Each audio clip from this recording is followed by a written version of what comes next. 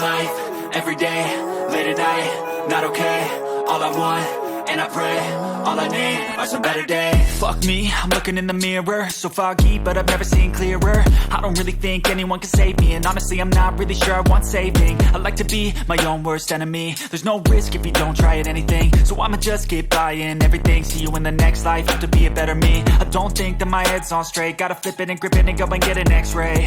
What's wrong with me? I just feel weight pushing on my chest and it squeezes till I suffocate. Better change my mindset, meditate. It's pretty cool that I'm alive and have better days. I could walk, see, hear, I should celebrate. Think I could change my mind, maybe elevate. Living life, everyday, late at night, not okay.